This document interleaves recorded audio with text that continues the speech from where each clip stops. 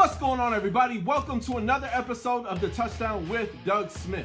Now, in this episode, we got a mock draft for the Washington football team happening today in detail, and we even break down the different prospects and everything. So go ahead, stick tight, because we got another classic on the way right now.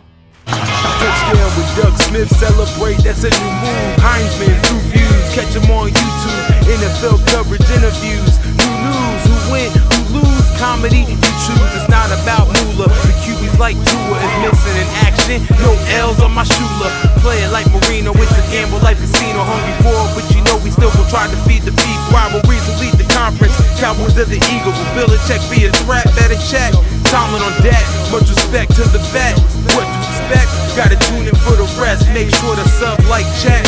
At the best, bad boy, the sports podcast for the threat across the north, east, south, in the west. Sitting back clueless, time to tune in. Now another sports center, it's a movement.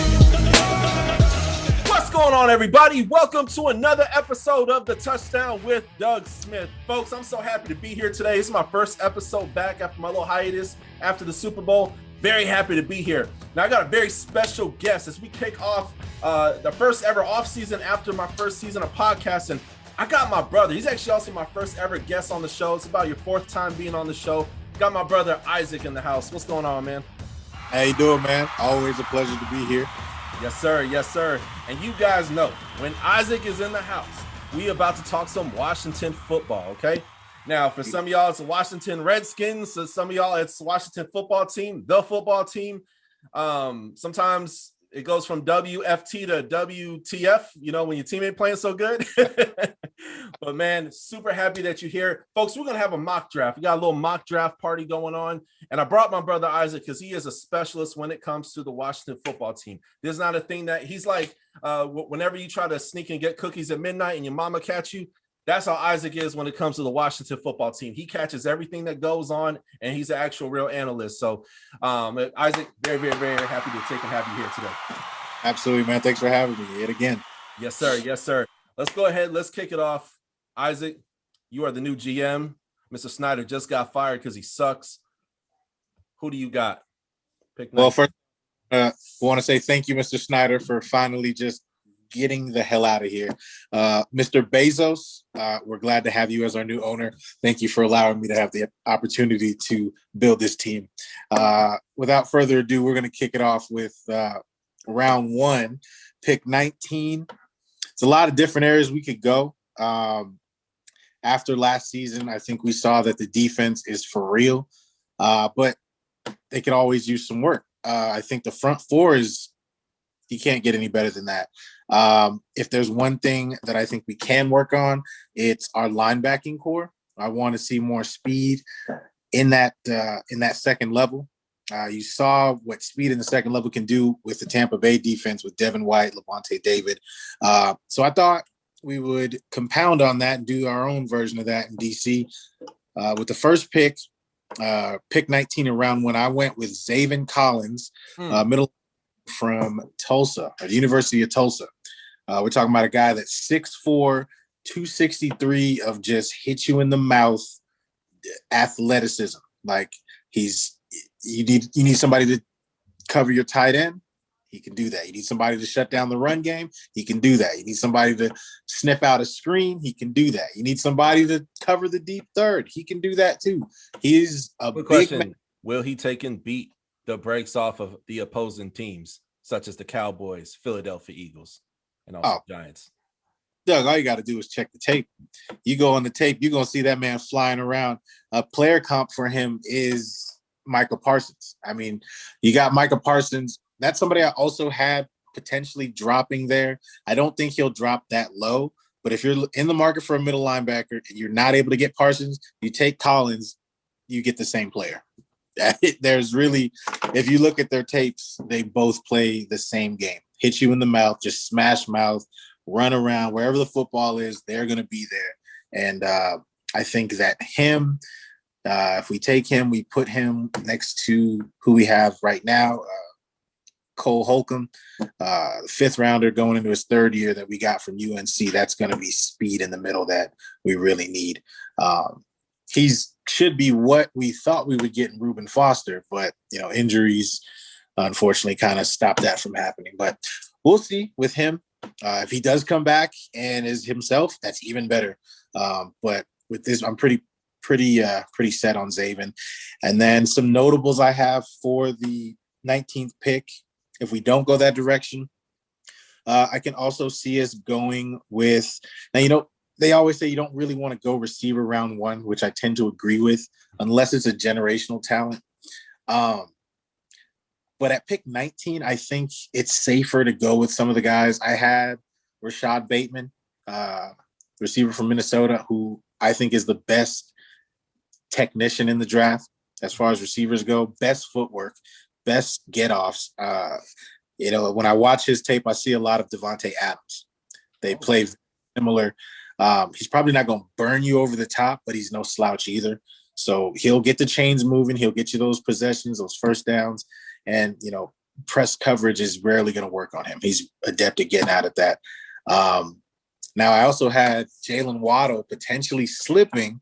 And if he's available at 19, I'm running to the table and putting his name on the card, because that's just electricity in a bottle. Like, you can put him in the slot. You put Jalen Waddle next to Terry McLaurin, defensive coordinators are going to have a very tough time trying to figure out who to stop, because somebody's always going to be open over the top. I also have 2 Hokies, because y'all know I go hard for my Virginia Tech Hokies, gobble, gobble. Mm-hmm. I don't anticipate this happening, but if the event that it did, Caleb Farley, if he slides to 19, I'm running to the table and getting him too, because that's the next Virginia Tech shutdown corner. He's a bigger, faster, stronger Kendall Fuller, essentially. They have very similar tapes. He is going to play on the outside. He's going to shut down the outside, but he can play in the slot. And as with all Virginia Tech defenders, he's going to know every position in the secondary. So if you get hit with the injury bug, you lose your safety, he can go in the safety spot in a pinch and still produce. So I'd be very happy if we took him there. And then also another Hokie, Christian Darrisaw. Mm-hmm. This is 4-year starter for Virginia Tech, got 36 starts under his belt. Strong tackle, but as the theme goes with Hokies, you will know every position that you're going to be playing. So not only is he a strong tackle, he can slide inside. He can be your guard, still have the same play there. Yeah. He can play center in a pinch. So he's very... So in other words, it sounds like, well, Washington, there's so many opportunities. There's receiver, there's O-line, there's quarterback. You could still beef up that defense some more. I mean, there's so many different positions that are in need for the Washington football team. So the rebuilding continues. Round 2, who do you guys got sliding to round 2? Well, for the pick that I have, going back on that defensive theme, I like Jabril Cox at pick 51, round 2, from LSU. He's an interesting story. Got his degree from North Dakota State University, and then transferred to a graduate transfer. So he has his degree. He's a smart young gentleman, and he also plays a similar smash mouth football to Zaven Collins. So if we do end up getting Zaven, and then you get a Jabril Cox, the middle of that defense is set, and you allow those types of athletes to be able to run freely, because the front 4, you got Jonathan Allen, Matt Ioannidis is coming back from injury. But people forget that was our best defensive lineman. He was out since week 3 with I think it was a chest tear, either a bicep. I think it was a bicep tear, muscle tear. But he's back. He's going to be with Jonathan Allen. He's going to be with Deron Payne. He's going to be with Tim Settle, another Hokie. So those guys, they're going to really just plug it up front and allow for the linebackers to kind of just fly around and just do their thing. So a Zaven Collins and a Jabril Cox behind that type of line, I think that can make a huge world of difference. And then two notables I have, in the event that we go in a different route, another receiver. I don't think he'll slide this far. If he slides this far, then there are 31 GMs that need to go and walk the plank, because Rondale Moore, receiver from Purdue, should not be available here. Talk about it. But in the event that he is, hey, I will gladly take him because that is similar to, it's like Jalen Waddle light. They're the same type of athlete. Waddle's a little bit faster, but I mean, they're both legit 4.3 speed guys. So we're talking the difference between, nanoseconds. He's about 5'9", 5'10". So he's a smaller receiver, but perfect for the slot. And he can also play on the outside. Like, he's someone you can line up. He's a rushing threat. He's a return threat. He's very versatile. So I would take him in a heartbeat. And then another guy I have is Dylan Raduns. I think I'm saying it, Radins. North Dakota State University tackle. He's someone who is a mauler, just a bear on the line. So he's someone that'll get after it. He's got that nasty streak. I think of him a lot like CSU Pueblo alumni Ryan Jensen. Just got that streak. I'm gonna punch you in the face. I'm gonna bite your ear off. I will punch your daughter in the face. I don't care. I'll kiss your wife in front of you. I'll hang up my poster in your son's room. It don't matter.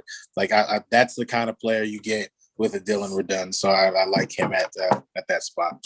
That's dope. Now for round 3, you got 2 picks 74 and 82. So just recap really quickly who you got so far. So yeah, we did a trade for Trent Williams, or traded Trent Williams to San Fran. We got their pick number 74, and then we have our own 83. So for 74, I like Elijah Moore, someone who probably shouldn't be available here, but due to some immaturity type deals that I've heard, I think he will be available. And if he is, you're essentially getting Tyreek Hill. This is a guy that is just a jitterbug in every aspect. If you watch the tape, the kid is he's phenomenal. He's a deep threat.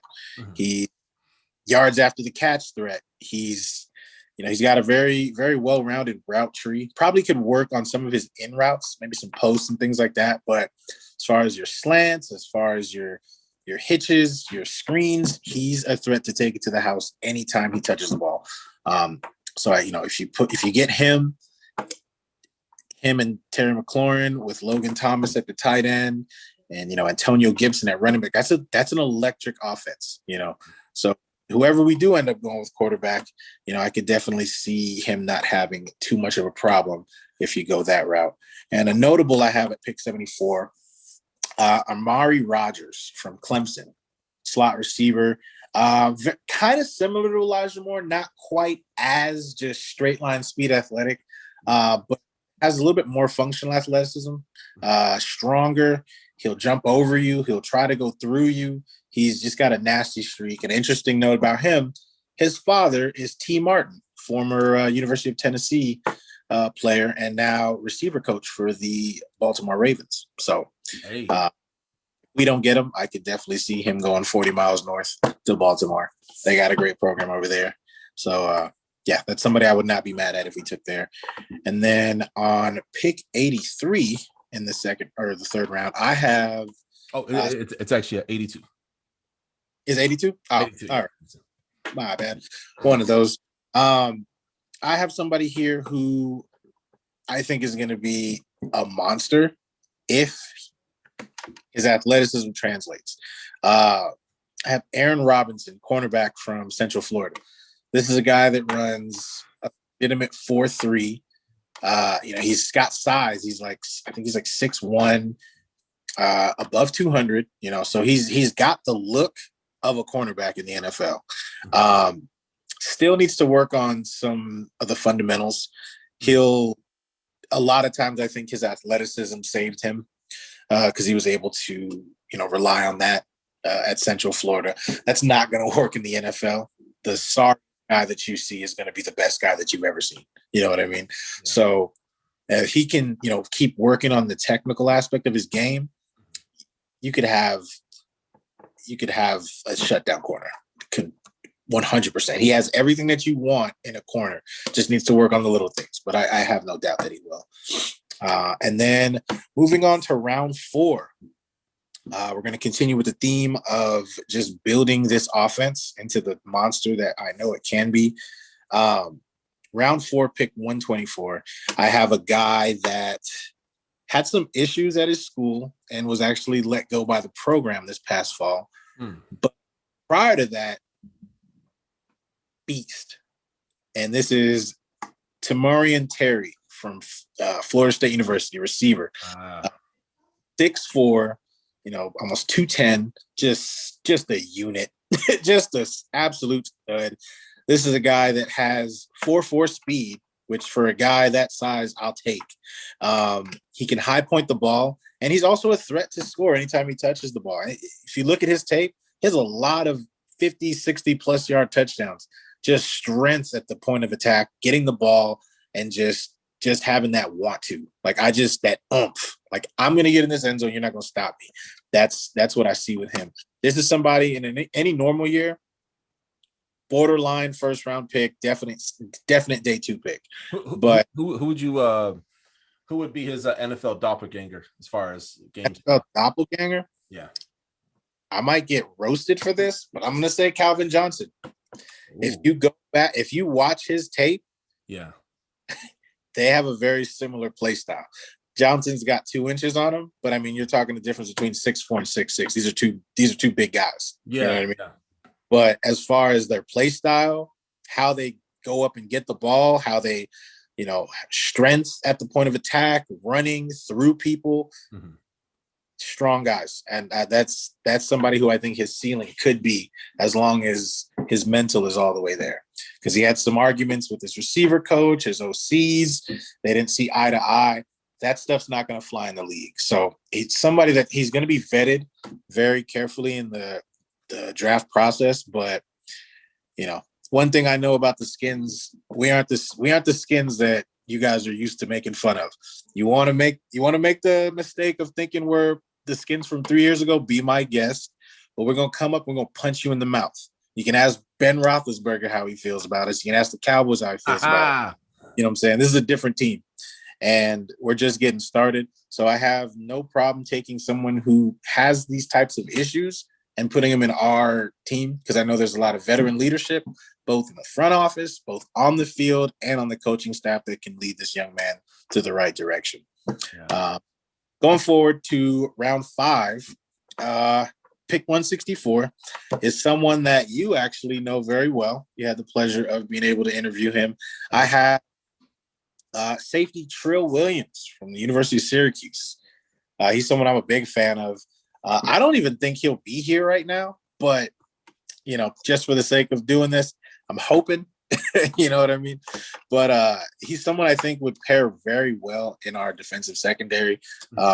Last year, we had a 7th round pick, Cam Curl, who coming out of the University of Arkansas. I have no earthly clue why he was available in the 7th round, but thank God that he was, because he really just came and made everybody forget who Landon Collins even is. So he just took a spot. So I think with him, having him already there, you add a Trill Williams, I think they can make a deadly duo in that safety tandem there. And they're both interchangeable. You can put Cam as the center fielder. You can put Trill Williams in the box. He's going to produce. Vice versa. You can put Trill Williams in the box, or you can put Trill Williams as a center fielder. You can put Cam in the box. You can also put Trill Williams tackling on the edge, because the dude is a phenomenal open field tackler. A lot of cornerbacks, they just throw them out. They do this little thing that they dive at your knees. He can actually wrap you up and slam you down. He's a head buster for sure. I like him as as a safety. I like him as a big nickel. I like him as a joker kind of position, just free ranging, Jamal Adams type. I mean, if we get him, I think that's somebody that Jack Del Rio can really help unlock his talents and really just them. So yeah, really hoping for that one. Two more picks we got. Yeah. So 6th round, no picks, but we have pick 209 and 211 in round 7. What do you got? So the first pick, I'm going to go with, I have a guy who I think shouldn't be here also, but, due to some size concerns, might be. I'm going to go with Jalen Darden, receiver North Texas. He's someone that's gonna slide simply because he's 5'9" and like 174. So I mean, a lot of teams are scared of that. But at the same time, you might get yourself a Deshaun Jackson. You know what I'm saying? You might get yourself a Tyreek Hill. This guy, probably the fastest one of all the receivers in this draft. Like, he has scary speed. Yeah. And I think he's a little bit more. I'm never going to call anybody frail. I mean, if you're in the NFL drafting combine process, you ain't frail. You're meant to be there. Yeah, exactly. So he's not frail, but he could stand to add some pounds. That 174, 5'9", you're not the biggest guy. And, you know, you take a hit from like a Jamal Adams, you might feel it for the next week. So, I mean, I think he should add like 10 pounds, but, you know, if he can get stronger. He could be a situational guy too. Yeah, because he kind of got a more wiry frame. Fill out a little more. You have a dangerous weapon. He'll be an assassin in the slot. Yeah. And he is also a return specialist. And he's a threat in both the punt and the kick return. That's something that the Skins could definitely use help in. Steven Sims, who's a great athlete in his own right, was not the answer at punt return. He muffled like 4 kicks last year. And that's not what you want. That's not something that Jalen Darden has an issue with. So I really think that would be an upgrade at the very least in the punt department. And then on the final pick of round 7 and subsequently the final pick of the draft, I have Tony Poljan, tight end, University of Virginia. Now, normally I hate the University of Virginia. As a matter of fact, if there's any Wahoos out there, understand, I hate you. It's Virginia Tech all day. Y'all suck. Y'all suck. You're trash. But I do like Tony Poljan. So, you know, because he's 6'7" and he's like 265. So at the very least, you have an inline blocking tight end that'll help in goal line situations. And at 6'7", 6'7", I'll take that any day. That's a red zone threat. Yeah. So you have to run that fast. Just get open. Yeah, exactly. We're on the 10, just go to the end zone. I'm going to throw it up. Don't let the guy that's 6'1" jump over you 6'7". Easy. Yeah. You know, I like him. He's a solid blocker. He's not an athlete per se. He's not the fastest guy. He's not going to wow you with stats. He's just a big guy that I feel like would provide a pretty solid push as your tight end 2 or tight end 3. Yeah. Especially, he'll help in the run game for sure. Yeah. But yeah, that is who I have. Picks. I love it, man. So that's a 7-round draft, mock draft right there. And what folks need to realize about this draft is that a lot of players opted out. Even Trill Williams, you said, the guy may mess around, he could be a late first rounder for all we know, second, third round, but he could fall down to a 5 or a 6 because he opted out. You know what I mean? We had guys where, you know, they only played half a season, you know, scouting is going to be off, you know what I mean? So prepare for people who were supposed to be in rounds. You know, we kind of know predominantly who's going to be early to late first round and stuff like that. Of course, there's be a few popcorn picks that come up. They're like, oh, how did that happen? But be prepared for some people to slide, you know. We could see was it Mac Jones, you know? He could slide to a third round. I mean, just because he won a national championship doesn't mean nothing, you know. There's going to be people who slide. Waddell, was it Waddell from Jalen Waddle?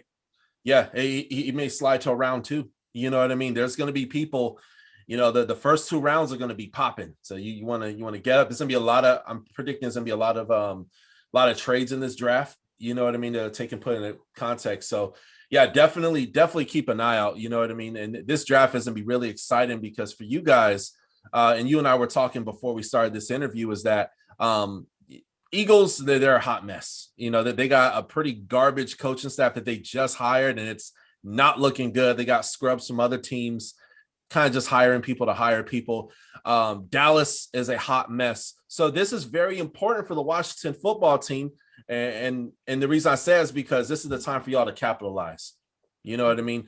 Back in the 2000s when McNabb had his run, You know what I mean? Tony Romo had a little bit of a run. Giants won 2 Super Bowls. I do believe that y'all will be the next NFC East team sometime, even potentially this decade, if you guys draft correctly, make the right moves from salary cap to everything, and finally brings the ring home to Washington after many years. So, but man, Isaac, I got to thank you for taking and coming on the show. You guys make sure you go ahead and subscribe. I got a lot of other great content like this. Isaac is a regular. He comes on all the time. So if you love Washington football team or even hear about other teams, I cover the whole entire league. So I appreciate you guys watching. God bless you. And hey, the bear flu is on the loose. So wash your nasty, stinking hands. Have a good night.